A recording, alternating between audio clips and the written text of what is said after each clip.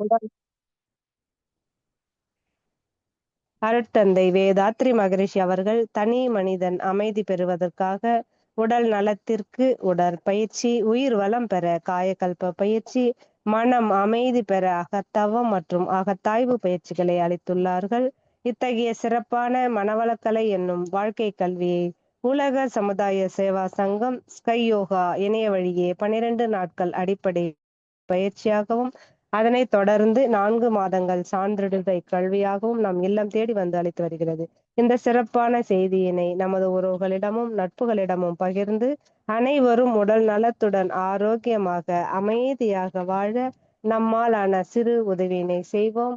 மகரிஷியின் கனவாம் உலக அமைதிக்கு நம்மால் என்ற சிறு தொண்டினை செய்து குருவின் கனவினை நனவாக்குவோம்.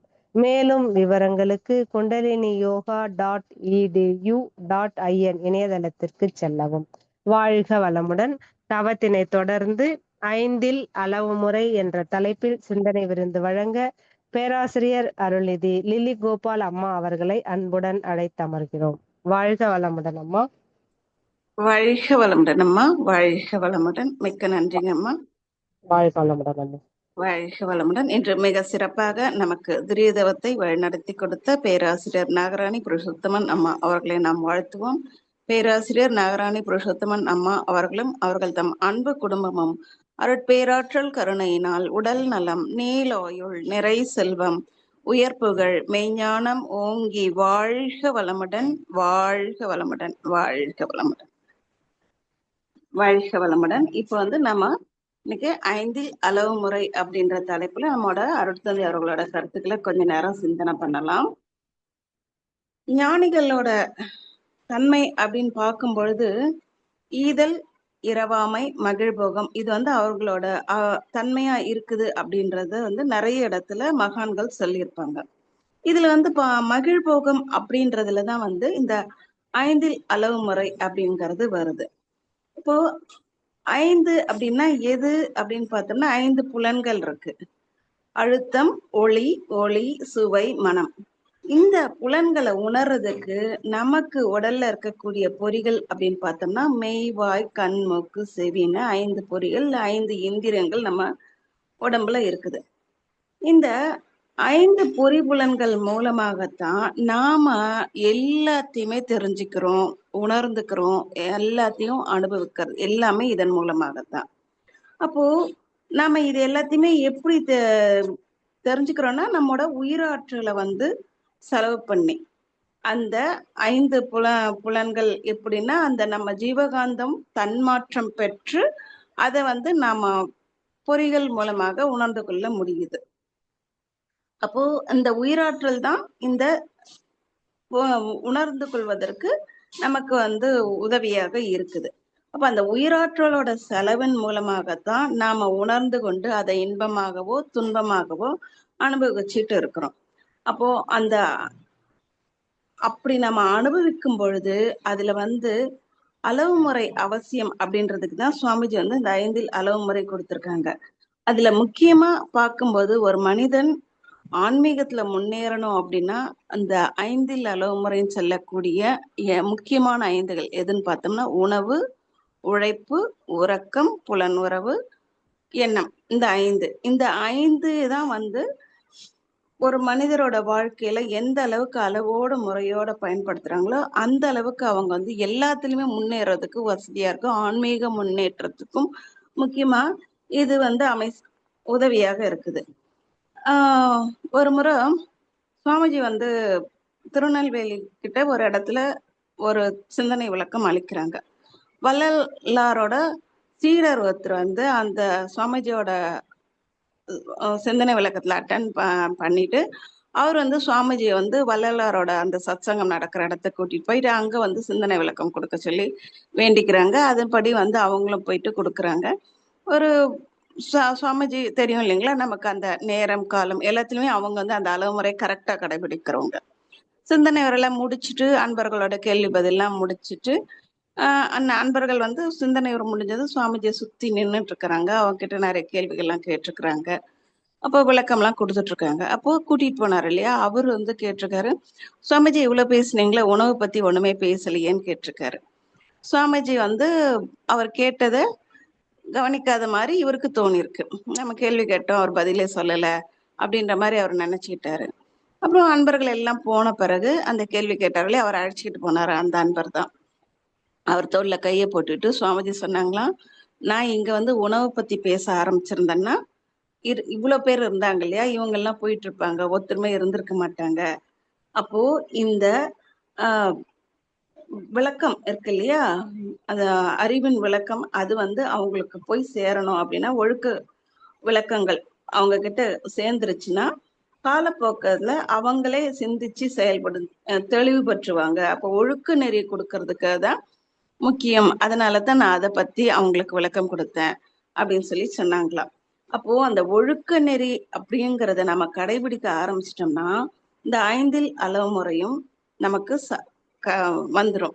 சுவாமிஜி வந்து ஒழுக்கத்துக்கான டெஃபினேஷன் கொடுத்துருக்காங்க இல்லைங்களா. அப்போ தனக்கோ பிறருக்கோ அப்படின்னு ஆரம்பிக்கிறாங்க. அப்போ தனக்கு முதல்ல. அப்போ இந்த இந்த 5 அளவு முறை இருக்குல்ல, உணவு, உழைப்பு, உறக்கம், புலனுறவு, எண்ணம், அந்த எல்லாமே முதல்ல நமக்கு தான். அப்போ உணவு அப்படின்னு எடுத்துக்கிட்டோம்னா உணவு நமக்கு தெரியும். உணவுல வந்து 3 வகை உணவு சொல்லுவாங்க. சத்துவ உணவு, தமோ உணவு, ராஜச உணவு அப்படின்னு சொல்லிட்டு. அப்போ அந்த உணவை சார்ந்து அதை நம்ம எந்த அளவுக்கு அதிகமா எடுத்துக்கிறோமோ அதை சார்ந்து நம்மளோட குணங்களும் மாற்றம் ஏற்படும். சுவாமிஜி சொல்லியிருக்காங்க ஒரு இடத்துல, உணவை நாம் எடுத்துக்கொள்ள உணவு தான் உடலாக வந்திருக்குது அப்படின்னு. அப்போ நம்ம எந்த மாதிரி உணவு எடுத்துக்கிறோம் அப்படின்றதுல நம்ம கண்டிப்பா விழிப்பு நிலையில இருந்து நம்ம உணவு எடுத்துக்கணும். நம்ம எடுத்துக்கிற உணவு நமக்கு 8 மணிக்குள்ள செரிமானம் ஆகக்கூடிய அளவுல இருக்க மாதிரியான உணவா நம்ம எடுத்துக்கணும். எளிதில் ஜீரணமாகக்கூடிய சத்தான உணவை தான் நாம எடுத்துக்கணும். அப்போ அந்த மாதிரி உணவு எடுத்துக்கிட்டோம்னா தான் நமக்கு வந்து அந்த அது எந்த உணவுன்னு பார்த்தா மோஸ்ட்லி சத்துவ உணவா தான் இருக்கணும். வள்ளலார் அவர்கள் பார்க்கும் பொழுது உணவுல வந்து பெரும்பாலும் அவங்க வந்து பருப்புல வந்து பாசிப்பருப்பு, பைத்தம்பருப்புன்னு சொல்லுவாங்க, அதைத்தான் நிறைய வந்து வலியுறுத்துவாங்க. கழிவுகள் இல்லாத பருப்பு அப்படின்னு சொல்லுவாங்க. அந்த பருப்புல செய்த கூட்டு, சாம்பார் அதெல்லாம் எடுத்துக்கும் போது அது எளிதில ஜீரணமாகும். சத்துக்கள் விரைவில் ஜீரணமாகி சத்துக்கள் உடம்புல சேர்றதுக்கு வாய்ப்பு உண்டு. அது ஜீரணமாகும் பொழுது வாயு சுழம், கேஸ்ட்ரைட்டிஸ் எல்லாம் ஃபார்ம் ஆகாம இருக்கும். இதே கடலப்பருப்பு இல்லை துவரம் பருப்பு இதெல்லாம் நம்ம எடுக்கும் பொழுது கண்டிப்பா அந்த கேஸ் எல்லாம் ஃபார்ம் ஆகுதும் இல்லைங்களா. அப்போ நம்ம எடுத்துக்கொள்ளக்கூடிய உணவு அப்படின்றது ரொம்ப ரொம்ப அவசியம், முக்கியமானதாக இருக்கும். அது உடல் நலத்தை பாதிக்காத அளவுலையும் இருக்கக்கூடிய உணவாக இருக்கணும். அப்புறம் பார்க்கும் பொழுது நம்ம எடுத்துக்கிற உணவு பார்த்தோம்னா நம்ம சீக்கிரம் செரிமானம் ஆகுற மாதிரி இருக்கணும். நம்ம எடுத்துக்கிற உணவு நமக்கு தெரியும். அது அடுத்து என்ன ஆகுது, ரசமாக மாறுது. எப்படி மாறுது, உடல்ல இருக்கக்கூடிய நம்ம வயிற்றுல சுரக்கக்கூடிய அந்த HCl ஆசிட், ஹைட்ரோகுளோரிக் ஆசிட் சேர்ந்து அது ஜீரணிக்கும் போது முதல்ல வந்து ரசமா மாறுது இல்லையா. அது உடம்புல வந்து நம்ம வயிறு அப்படின்றது 4 லேயரால ஆக்கப்பட்ட ஒரு விஷயம். நம்ம வயிற்றுல பல்லு கிடையாது. அப்போ அதுதான் சொல்லுவாங்க, வாயில தான் பல்லு இருக்கு, அதனால நல்லா மென்னு சாப்பிடுங்க, வயிற்றுல பல்லு இல்லைன்னா அப்படியே முழுங்கி முழுங்கி சாப்பிடக்கூடாதுன்னு சொல்லுவாங்க. அப்ப அந்த 4 லேயரா இருக்க ரொம்ப என்ன உறுதியான கடினமான தசையினால உருவாக்கப்பட்டது அந்த வயிறு. அப்போ அது என்ன ஆகும், அந்த 4 லேயர் ஆக்கப்பட்டதுல அந்த வெசில் ஃபார்ம் ஆகிற நேரத்துல உணவு போச்சுன்னா அது வந்து உணவை செரிமானம் பண்ணுது. அப்படி இல்லாம ரொம்ப நேரம் சாப்பிடாம இருக்கிறோம் அப்படின்னா, இல்ல நேரம் தவறி சாப்பிடுறோம் அப்படின்னும் போது அந்த HCl ஆனது அந்த டயத்துக்கு சுரந்துடும். நம்ம உடம்புல வந்து சிர்காடியன் ரிதம் சொல்லக்கூடிய அந்த உடலுக்கு ஒவ்வொரு நேரத்துக்கு எந்தெந்த உறுப்புகள் வேலை செய்யணுமோ அந்தந்த நேரத்துக்கு அது செய்ய ஆரம்பிச்சிடணும். அப்போ அந்த மாதிரி பார்க்கும்போது நாம உணவு எடுத்துக்கிற நேரம் பார்த்தோம்னா காலையில 7 to 9 பிரேக்ஃபாஸ்ட்டுக்கும் 1 to 3க்குள்ள லஞ்சும் நைட்டு டின்னர் வந்து அதே 7 to 9 அந்த டயத்துக்குள்ள நம்ம சாப்பிட்டாகணும். அந்த நேரத்துல இந்த HCl சுரக்கும். அப்படி அந்த நேரத்துல உணவு இல்லைன்னா அது வயிற்றுல இருக்கக்கூடிய லேயரை டேமேஜ் பண்ணுது. அதுதான் வந்து என்ன சொல்றாங்க, அல்சர் அப்படின்னு சொல்றாங்க. ஸோ இந்த மாதிரி நேரம் தவறி சாப்பிட்றதால இல்ல எடுத்துக்கிற சாப்பாடு வந்து ரொம்ப ஹார்ட் டு டைஜஸ்ட்ன்ற மாதிரி நம்ம ஒரு ஒரு சில ஜங்க் ஃபுட் அந்த மாதிரிலாம் சாப்பிட்டோம்னா அப்போ அந்த ஆசிட் ரொம்ப நேரம் வயிற்றுல தங்கி இருந்து அசிடிட்டி உருவாகும். அது என்ன ஆகும், அந்த ஆசிட் சேர்ந்து சேர்ந்து செரிமானமாகி ரத்தத்திலையும் சேரும் பொழுது அப்போ அந்த ரத்தம் உடல் ஃபுல்லா ரத்த ஓட்டம் நடக்கும்போது அந்த உடல் நலம் பாதிக்கப்படும். இந்த மாதிரியான நேரத்துலதான் பார்க்கும்போது அந்த பக்கவாதம் சொல்லக்கூடிய ஆஹ் உடல் நலம் இல்லாம போகிறதுக்கான காரணமாக இருக்குது. ஸோ உணவு எடுத்துக்கிறதும் அதுல இருக்கிற விழிப்புணர்வோட நாம இருக்கிறது ரொம்ப முக்கியம். அது மட்டும் இல்லாம ஆன்மீகத்துல முன்னேறணும் அப்படின்னா கண்டிப்பாக நம்ம இந்த உணவுலையும் அளவு முறை தெரிந்து அது வந்து நேரத்தோடும் முறையோடும் எடுத்துக்கணும். இப்போ நம்ம தவம் பண்ணணும் அப்படின்னு சொன்னோம்னாக்கா தவத்துக்கு முன்னாடி ஒரு அரை மணி நேரம் முன்னாடி சாலிடா 2 மணி நேரம் முன்னாடி சாலிடு ஃபுட்டு இல்ல லிக்விடா இருந்தா அரை மணி நேரம் முன்னாடி. ஆனா நமக்கு தெரியும் உடற்பயிற்சின்ற போது கண்டிப்பாக நம்ம வெறும் வயிற்று தான் நம்ம வந்து செய்யணும். அப்போ நம்மளோட உடற்பயிற்சியும் பார்க்கும்போது நம்மளோட உடல்ல இருக்கக்கூடிய அணு அடுக்குகளை சீர் செய்து நம்ம ஆரோக்கியமா இருக்க உதவி செய்யுது. அந்த ஆரோக்கியத்தை குறைச்சிக்காம இருக்கிறதுக்கு நம்ம இந்த 5 அளவு முறையும் நமக்கு உதவியாக இருக்கும். அதை நம்ம கடைபிடிக்கக்கூடிய அளவு முறை உதவியா இருக்கும். அப்புறம் உழைப்பு அப்படின்னு பார்த்தோம்னாக்கா நம்ம வந்து இந்த நம்ம கிட்ட இருக்கக்கூடிய இந்த கர்மேந்திரியம் ஞானேந்திரியம் இதை பயன்படுத்தி தான் நம்ம வேலை செய்யறோம். உழைப்புலயும் அளவு முறை கண்டிப்பா வேணும். 8 மணி நேர உழைப்பு அப்படின்றத கவர்மெண்ட்டே வந்து கொடுத்துருக்கக்கூடிய விஷயம். அப்போ நம்ம அந்த 8 மணி நேர வேலை செய்யும் பொழுது நாம செய்யக்கூடிய வேலையானது உடல்ல வந்து எந்த ஒரு உள் உறுப்புகளை பாதிக்காத அளவுக்கு இருக்க மாதிரி செய்யணும். ஒரு சில நேரம் பார்க்கும்போது ஒரு சிலருக்கு உழைப்பு அப்படின்னாக்கா நிறைய கை கால்களையே பயன்படுத்தி பயன்படுத்தி வேலை செஞ்சுக்கிட்டே இருப்பாங்க. ஒரு சிலர் பார்த்தோம்னா மூளை செல்களுக்கு மட்டும் மூளைக்கு நிறைய வேலை கொடுக்குற மாதிரியான வேலைகளா இருக்கும் அவங்களுக்கு அமைஞ்சிருப்பது. அப்போ இந்த மாதிரியான மக்கள் என்ன பண்ணணும், உடற்பயிற்சியை சரியா செய்யணும். உடற்பயிற்சி நம்ம சரியா செய்யும் பொழுது அந்த அதிகப்படியான அந்த எந்த உறுப்புக்கு நம்ம வந்து வேலை கொடுக்கறோமோ அந்த உறுப்போட பாதிப்பை நம்மால குறைக்க முடியும். அந்த பாதிப்பு அதிகமாகாம தடுக்கிறதுக்கு நம்மளோட உடற்பயிற்சி உதவியா இருக்குது. நமக்கு சுவாமிஜி கொடுத்திருக்க உடற்பயிற்சி அப்படின்னு பார்த்தா நமக்கு தெரியும், ஆரம்பத்திலேயே அதிகமா வேர்வை வராத அளவுக்கு ஜீவகாந்தத்தை அதிகமா விரயம் பண்ணாத ஒரு உடற்பயிற்சிய நமக்கு கொடுத்திருக்காங்க. ஆனா நிறைய நேரம் பார்க்கும் பொழுது நிறைய பேர் வந்து ஜிம்முக்கு எல்லாம் போறாங்க இல்லைங்களா, அங்கெல்லாம் என்ன ஆகும், அவங்களும் உடற்பயிற்சி செய்யறேன்னு போறாங்க. ஆனா ஜிம்முக்கு போகும்போது நிறைய வேர்வை வந்து வெளியாகும். அப்போ உயிர் சக்தி தான் வந்து அந்த மாதிரி வெளியாகும். உயிர் சக்தி போகக்கூடிய நரம்புகளுக்கு வந்து சூடு அதிகமாகுது. அப்போ அந்த இடத்துல என்ன ஆகுது, அணு அடுக்கு சீர்குலையறதுக்கு வாய்ப்பா இருக்கும். அதன் மூலமாக உடல் நலமும் பாதிக்கிறதுக்கு வாய்ப்பு ஏற்படுது. அப்போ ஒரு சிலர் என்ன சொல்றாங்க, நான் எஃப்டியா இருக்கேன், வெயிட் அதிகமா இருக்கேன், எனக்கு வந்து ஜிம்முக்கு போனாதான் எனக்கு வெயிட் குறையும், அதனால நான் செய்யக்கூடிய வேலை இல்லாம இது நான் ஒண்ணு ஜிம்முக்கு போறது ஒரு 1 hour அது மாதிரி செய்யறேன் அப்படின்ற மாதிரி சொல்லுவாங்க. அப்போ என்னன்னா ஆரோக்கியமான முறையில ஒருத்தர் உடல் எடையை குறைக்கணும் அப்படின்னா அதற்கு வந்து உண்ணா நோன்பும் மூச்சு பயிற்சியும் தான் சிறந்ததா இருக்கும். உழைப்புங்கிறது எந்த மாதிரி இருக்கணும் அப்படின்னா உடல் உள் உறுப்புகளை பாதிக்காத அளவு இருக்கணும். அப்போ செய்யக்கூடிய இப்போ நம்ம சொன்னோம் இல்லைங்களா, இப்போ வந்து ஒரு சிலர் மூளை செல்களுக்கு மட்டுமே வேலை கொடுக்கக்கூடிய நிறைய உட்காந்தே செய்யக்கூடியதா இருக்கும். அப்ப பார்க்கும்போது அவங்களுக்கு என்ன மாதிரியான இது பார்க்கும்போது அவங்க வந்து ரிலாக்ஸேஷன் பண்ணலாம். எக்ஸசைஸ் பண்ணி முடிச்சுட்டு கண்டிப்பா ரிலாக்ஸேஷன் எல்லாருமே பண்ணணும். அதுக்கப்புறம் இடையில அவங்களை வந்து எந்திரிச்சு கொஞ்சம் நடங்க, இல்ல கால்கள் உட்காந்து எப்படியே இருக்குங்களா கால்களை வந்து அசைச்சுக்கிட்டே இருங்க அப்படின்ற மாதிரி சொல்லுவாங்க. ஏன்னா ஒரே மாதிரி வைக்கும்போது அங்க வந்து அந்த ரத்த ஓட்டம் குறைவதற்கு வாய்ப்பு. அதையெல்லாம் சரி செய்யும் அளவுக்கு அவங்களோட உழைப்புக்கு ஏற்ற மாதிரி என்ன மாற்றம் ஏற்படுத்தி அந்த உடல் உறுப்புகள் பாதிக்காத அளவுல செய்யக்கூடிய உழைப்பு தான் சிறந்த உழைப்பாக இருக்க முடியும். அதுக்கப்புறம் உறக்கம் அப்படின்னு பார்த்தோம்னா, நமக்கு வந்து உறக்கம் அப்படின்றது ரொம்ப ஆரோக்கியமான உறக்கமா இருக்க வேண்டியதா இருக்குது. ஆஹ் நமக்கு உறங்குற நேரம் அப்படின்னு பார்த்தோம்னா கண்டிப்பாக ஒரு 10 மணிக்கெல்லாம் நம்ம படுத்துடணும். அதுக்கு முன்னாடி 9 மணிக்கு படுக்கிறது ரொம்ப சிறப்பு. எவ்வளவு சீக்கிரமா early to bed early to ரைஸ்ன்னு சொல்லுவாங்க இல்லையா? அப்போ எவ்வளவு சீக்கிரம் நம்ம உறங்க ஆரம்பிக்கிறோமோ காலையிலயும் சீக்கிரமா எந்திரிச்சோம்னா நம்ம உடற்பயிற்சி பண்றதுக்கு, தியான பயிற்சிகள் பண்றதுக்கு எல்லாத்துக்குமே உதவியா இருக்கும். அது மட்டும் இல்லாம நம்ம உறங்கும் பொழுதுதான் நம்ம மூளையில மெலட்டோனின் சொல்லக்கூடிய ஒரு சுரப்பு சுரக்கும். அது இருட்டா இருக்கிற நேரத்துல மட்டும்தான் சுரக்கும். அப்போ அது சுரக்கக்கூடிய நேரம் அப்படின்னு பார்த்தோம்னா 12 மணில இருந்து 3 மணி வரையில.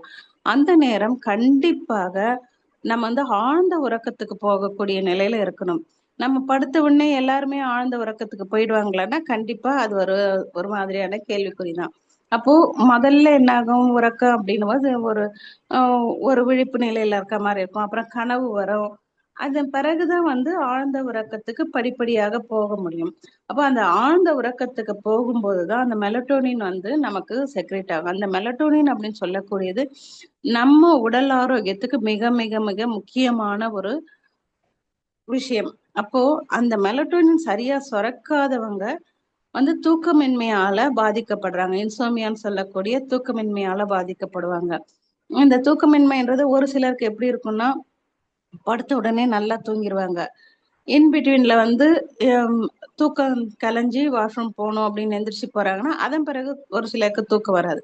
ஒரு சிலருக்கு படுத்தாலும் தூக்கம் இல்லாம அசைஞ்சு அசைஞ்சு படுத்து தூக்கம் இல்லாம ரொம்ப டிஸ்டர்ப்ட் ஆவாங்க. அதுவும் இந்த மெலட்டோனின் சரியா சுரக்காதவங்க தூக்கமே இல்லாம இருப்பாங்க. ரொம்ப அந்த மாதிரி சுரப்பில பாதிப்பு சுரக்க வேண்டிய அளவு இல்லை அப்படின்னா அவங்களுக்கு டாக்டர்ஸ் ஒரு சில மருந்துகளை கொடுத்து அதை எடுத்துக்கும் போதுதான் அவங்களுக்கு உறக்கம் அப்படிங்கிறது வருது. உறங்கினா மட்டும்தான் உடல்ல அணு அடுக்குகள் சீர் செய்து தன்னைத்தானே புத்துணர்ச்சி பெறுவதற்கு வாய்ப்பா இருக்குது. தூங்கும் போதுதான் நம்ம உடல் ஆகர்ஷண சக்தியை உள்வாங்கி நம்ம எந்திரிக்கும் போது ஃப்ரெஷ்ஷா எந்திரிக்கிறதுக்கு உதவியா இருக்குது. பொதுவா பார்க்கும்போது ஆண்கள் 6ல இருந்து 7 மணி நேர உறக்கம் அவசியம் அப்படின்னும், பெண்களுக்கு 7ல இருந்து 8 மணி நேரம் டைம் அவசியம் அப்படின்னு சொல்றாங்க. அப்போ இது ஆனா ஒவ்வொரு மனிதருக்கும் மாறுபடும். இப்போ நமக்கு தெரியும் நம்ம உடம்பு ரொம்ப டயர்டாயிருச்சு, நம்ம வேலை செஞ்சோம், நம்ம ஜீவகாந்தம் செலவு பண்ணி உடலுக்கு அந்த அறிவு இருக்குது. அந்த அது நம்ம காயகல்பத்துல சொல்லுவாங்க இல்லையா, autonomous nervous system, central nervous system. அப்போ அந்த சென்ட்ரல் நர்வஸ் சிஸ்டம் தான் நம்ம விரும்பி வேலை செய்யக்கூடிய விஷயங்கள். அப்ப நிறைய வேலை செய்யும் பொழுது அங்க அந்த ஜீவகாந்தம் விரயமான பிறகு அட்டானமஸ் நர்வஸ் சிஸ்டத்துல இருந்து கொஞ்சம் ஜீவகாந்தம் இறக்கப்படுது. அப்போ அன்னாகும் அந்த நிறைய அந்த மாதிரி செலவு பண்றாங்க அப்படின்னா அப்ப ஞாபக சக்தி, ஏன்னா ஆட்டானமஸ் நர்வஸ் சிஸ்டம் இந்த மூளை செல்கள் அதுக்கெல்லாம் போக அங்க ஜீவகாந்தம் கரையும் பொழுது படிச்சாலும் ஞாபகத்துல இருக்காது. அப்போ அந்த மாதிரி அது மட்டும் இல்லாம இந்த சென்ட்ரல் நர்வஸ் சிஸ்டம் தானே மனம் விரும்பி செய்யக்கூடிய வேலைகள் நரம்பு மண்டலத்தோட தூண்டப்பட்டு செய்யக்கூடிய வேலைகள் நிறைய செய்யும் போது உடல் சோர்வடைஞ்சு தானாக தூக்கம் வந்துடும். அப்போ அந்த தூங்கும் பொழுது வான்காந்தத்துல இருந்து உடலானது காந்த சக்தியை பெற்று ஜீவகாந்தமாக மாற்றம் பெற்று கொண்டே இருக்கும். கொஞ்ச நேரம் கழிச்சு யாருமே எழுப்பாமலே அவங்களே எழுந்திரிச்சிருவாங்க. அப்போ என்ன ஆகுதுன்னா உடலுக்கு தேவையான அளவு ஜீவகாந்தம் கிடைச்சிருச்சு அப்படின்னும் போது அப்புறம் என்ன ஆகுது, அந்த விழிப்பு நிலை அப்படிங்கிறது வருது. அந்த வகையில பார்க்கும்பொழுது அந்த உறக்கம் அப்படின்றது ரொம்ப அவசியம்.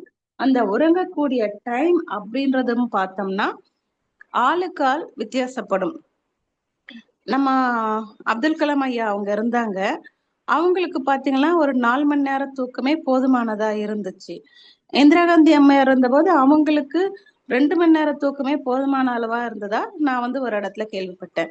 அதே நெப்போலியன் பத்தி நம்ம எல்லாரும் கேள்விப்பட்டிருக்கோம், தெரிஞ்சிருக்கோம். நெப்போலியன் எப்ப தூங்காவலன்னா அவர் குதிரை சவாரி பண்ணும்போது அந்த நேரம் தூங்குறதே அவருக்கு போதுமான அளவா இருந்ததாம். அப்போ அந்த மாதிரி ஒவ்வொருத்தரோட அப்ப என்ன அப்படின்னா ஜீவகாந்தம் அந்த அளவுக்கு அவங்க திணிவு பெற்று வச்சிருக்காங்க. அதனால உடல் ஆற்றல் நல்ல ஆரோக்கியமான முறையில இருக்கிறதால அளவும் ஆஹ் முறையும் சரியான அளவுல எல்லாமே இருந்ததால அவங்க வந்து ஆஹ் உறக்கத்தின் மூலமாக பெறக்கூடிய ஜீவகாந்தம் கொஞ்ச நேரத்திலேயே அவங்க வந்து அதை பெற்றுக்கொள்றாங்க. அந்த அளவுக்கு அவங்களால ஆரோக்கியமா இருக்க முடிஞ்சது.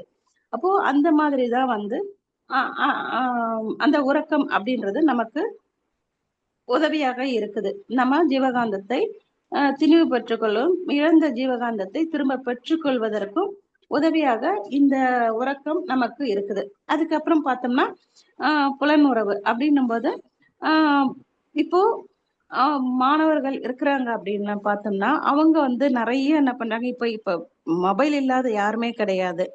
அப்போ அந்த நிறைய நேரம் மொபைல்ல பயன்படுத்துறது, இல்ல டிவி பாக்குறது, அந்த இல்லைன்னா லேப்டாப் ஓபன் பண்ணி வச்சுட்டு பாக்குறது அப்படின்னா அந்த கண்கள் மூலமாக அந்த ஜீவகாந்தம் செலவாகிட்டே இருக்குது.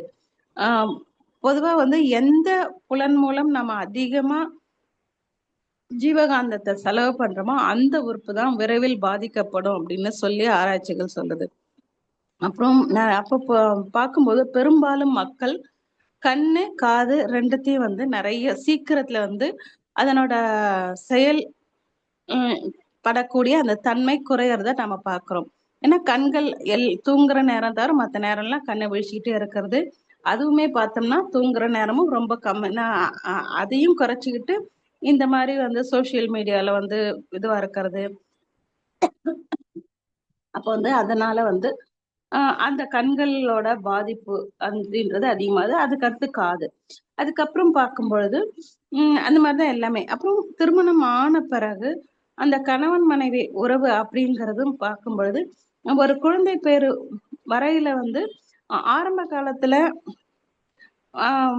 அந்த வேட்பு அப்படின்றது கொஞ்சம் அதிகமா இருக்கும். அப்புறம் நாளாக நாளாக அந்த இது வந்து மக்களுக்கு வந்து நம்ம வந்து அந்த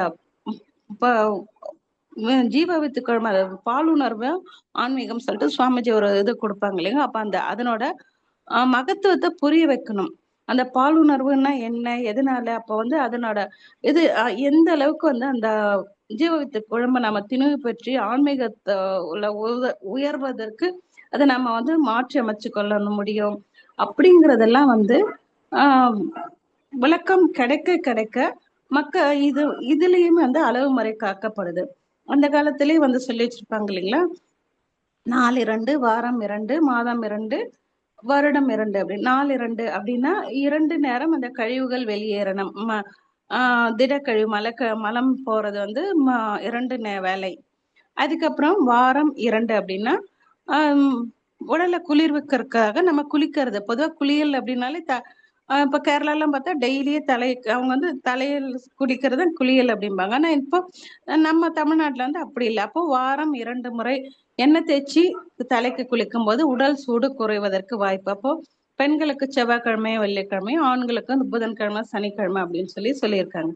அதே மாதிரி மாதம் 2 அப்படின்றது அந்த ஆண் பெண் அந்த இல்லறத்தில் அந்த இது ஈடுபடுறதுக்கு கொடுத்திருக்கிறது தான். அப்பதான் என்ன ஆகும், அந்த ஜீவகாந்தம் அளவும் திணிவும் வந்து சரியான முறையில வந்து இருக்கும்.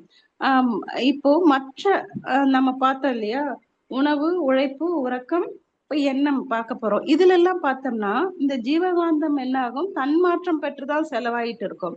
ஆனா இந்த உறவு அப்படின்னும் போது இங்க பார்த்தோம்னா ஜீவகாந்தம் அப்படியே நேரடியா செலவாகுது. அப்போ இதுல வந்து ஒரு இன்பம் கிடைக்குது அப்படின்றதால மக்கள் அந்த இன்பத்துல மயங்கி போயிட்டு மீண்டும் மீண்டும் அந்த புணர்ச்சியில ஈடுபடும் பொழுது உடல் நலம் பாதிக்கப்படுது. அந்த ஜீவவித்து குழம்பு விரயமாகுது, நீர்த்து போகுது. அப்ப நீர்த்து போகும்போது அந்த ஜீவவித்து குழம்பு ஜீவகாந்தமானது நிறைய உடலை விட்டு போயிட்டு உடல் நலம் பெரும்பாலும் பாதிக்கப்படுறதுக்கு வாய்ப்பு அதிகமா இருக்குது. அதுக்கு அடுத்து நம்ம பாக்குறது எண்ணம். எண்ணம் அப்படின்னும் போது எண்ணம் எழுதுவதற்கான 6 காரணங்கள் வந்து சுவாமிஜி சொல்றாங்க. 3 இயற்கை காரணங்கள், 3 வந்து செயற்கை காரணங்கள். அப்போ இந்த எண்ணம் எந்த வகையில எழுந்தாலுமே அது என்ன பண்ணுது அப்படின்னா அந்த எண்ணமானது நம்ம உடம்புல இருக்கக்கூடிய ரசாயனத்தை தூண்டுது, ரசாயன மாற்றத்தை ஏற்படுத்துது. அந்த ரசாயன மாற்றம் என்ன ஆகுது அப்படின்னா, நம்ம உடம்புல இருக்கக்கூடிய எண்டோகிரைன் கிளான்ஸ், நம்ம உடம்புல வந்து நமக்கு தெரியும் இல்லைங்களா, அந்த 9 மைய தவத்துல நம்ம பண்றோம். இப்போ உடம்புல வந்து 7 வகை எண்டோகிரைன் கிளான்ஸ் இருக்குது. அந்த எண்டோகிரைன் கிளான்ஸ் வந்து இந்த நம்ம உடம்புல ஏற்படக்கூடிய இந்த எண்ணத்தின் மூலமாகவும் எதன் மூலமாகவும் எண்ணத்தின் மூலமாக நிறைய வந்து மாற்றம் ஏற்படும். அப்ப அந்த ரசாயன மாற்றமானது அந்த கிளான்ஸ்லயும் ஒரு தூண்டுதலை ஏற்படுத்தி அதன் மூலமாகத்தான் என்ன பண்றாங்க, அதை வந்து இன்பமாகவோ அல்லது துன்பமாகவோ மக்கள் வந்து அனுபவிக்கிறாங்க. ஒரு நல்ல எண்ணத்தை வந்து ஒருத்தர் நினைச்சு பாக்குறாங்க, இல்ல ஒரு வீட்டுல ஒரு சந்தோஷமான நிகழ்வு நடந்தது, குழந்தைங்களோட மழலை பேச்சு, குழந்தைங்க வந்து ஃபர்ஸ்ட் டைம் வந்து அம்மா அப்பான்னு கூப்பிடுறது, இல்ல தாத்தா பாட்டின்னு கூப்பிடுறது, இந்த மாதிரி பார்க்கும்போது இந்த மாதிரி அதை திரும்ப திரும்ப நம்ம நினைச்சு பாக்குறோம். அந்த குழந்தைங்களோட குரல், அந்த மழலை பேச்சு, அதெல்லாம் நினைக்கும் போது ஒரு இன்பம் ஏற்படும். அதுவே வந்து நிறைய மாறான செயல்களும் நடந்திருக்கும். அப்போ அதை நான் நினைக்கும் பொழுது அப்போ என்ன ஆகுது, அந்த நேரத்துல வந்து துன்பம் தான் வந்து மிச்சமாகுது. அப்போ சுவாமிஜி ஒரு இடத்துல என்ன சொல்றாங்க, இன்பம் துன்பம் என்பதென்ன, இரண்டும் எங்கிருந்து தோன்றுகின்றது என ஆராய்ந்தேன். இன்பமே இயற்கையிலே எதிலும் என்றும் எங்கும் நிறைந்துள்ளது. அனுபவத்திற்கு இன்பத்தின் அளவு முறை மாறும் பொழுது ஏற்படும் ஓர் பொருத்தமில்லா உணர்ச்சியே தான் இன்பத்தின் மறுபெயராம் துன்பமாயும் இரண்டும் அறிவின் அலைகளாயும் கண்டேன்னு சொல்றாங்க. ஆக இந்த எண்ணம் மூலமா தான் வந்து எல்லாமே பாருங்க, எண்ணம் தான் வந்து எல்லாத்தையுமே உருவாக்கக்கூடியதா இருக்குது. அப்போ இன்பமா ஒரு விஷயம் இன்பமா இருக்குது அப்படின்னா அதுலயுமே பார்க்கும்போது அந்த அளவு முறை மாறும்போது சொல்றாங்க பாருங்க, இன்பத்தின் மறுபெயரம் இன்பத்தின் அளவு முறை மாறும் பொழுது ஏற்படும் ஒரு பொருத்தமில்லா உணர்ச்சியை தான் சொல்றாங்க. அப்ப அந்த அளவு முறை அப்படின்றது எல்லாத்துலயுமே முக்கியம். அப்ப ஒரு விஷயத்த நம்ம தொடர்ந்து செஞ்சுக்கிட்டே இருக்கிறோம்னா அது துன்பமா மாறி போகுது. ஒரு ஒரு ஸ்வீட், ரொம்ப பிடிச்ச ஸ்வீட் இருக்குது, அது வந்து நம்ம வந்து பிடிச்சிருக்கு அப்படின்னு சொல்லிட்டு 2 எடுத்துக்கலாம், 3 எடுத்துக்கலாம். அந்த உடல்ல இருக்க ஜீவகாந்தம் எந்த அளவுக்கு எழுச்சி பெறுதோ அந்த உணவு அது அது வரையில வந்து நம்ம எடுக்கும்போது அந்த இன்பமா இருக்குது. அந்த எழுச்சி பெற்ற பிறகு நம்ம எடுக்கிறது வந்து அது அதைத்தான் வந்து அப்ப துன்பமா மாற்றம் அடையுது. திகட்டி போது தொடர்ந்து எடுக்கும்போது அது வந்து உடல்ல வந்து வாமிட் அந்த மாதிரியான வேறு உபாதைகளை கொடுக்கக்கூடியது. ஆக இந்த அளவு முறை அப்படின்றது ரொம்ப ரொம்ப அவசியமாகவும் முக்கியமான ஒரு விஷயமாகவும் இருக்குது. இப்ப 5 அளவு முறை அப்படின்னும் பொழுது நம்ம இது மட்டும் இல்ல, நம்ம வந்து அது மட்டும் இல்லாம நமக்கு 5 வகை கடமையும் சுவாமிஜி கொடுத்திருக்கிறாங்க. இப்ப 5 வகை கடமை அப்படின்னும் பொழுது தான், குடும்பம், சுற்றம், ஊர், உலகு அப்படின்ற வகையில அப்போ அதுலயுமே வந்து அளவு முறை காக்க வேண்டியது அவசியமா இருக்குது. நான் வந்து எனக்கு என்னோட இது பாத்துக்கிறேன் அப்படின்னு சொல்லிட்டு தன்னை பற்றியே மட்டுமே நினைக்காம, இல்ல என் குடும்பம் அப்படின்னு நினைக்காம எல்லாத்துலயுமே வந்து அளவு முறை அவசியம் காக்கணும். நம்ம ஆரோக்கியத்தையும் பார்த்துக்கணும், நம்மோட கடமை அது. குடும்பத்தை பார்க்க வேண்டியது நம்மோட கடமை. அதுக்கப்புறம் சுற்றத்தாருக்கு தேவையான அவசியமான நேரத்துல சுற்றத்தாரோடக்கு தேவையான உதவியோ இல்லது அவர்களோட ஆரோக்கியத்துக்கு தேவையான ஏதாவது ஒரு சில ஆலோசனைகள், இந்த மாதிரி நேரம் கருதி நான் ரொம்ப ஷார்ட்டா போயிடுறேன். அப்போ எல்லாத்துலயுமே வந்து அளவு முறை காக்க வேண்டியது ரொம்ப ரொம்ப அவசியமாக இருக்குது. ஆக இந்த உயிராற்றலை செலவு பண்ணி தான் நம்ம வந்து எல்லாத்தையுமே அனுபவிக்கிறோம்.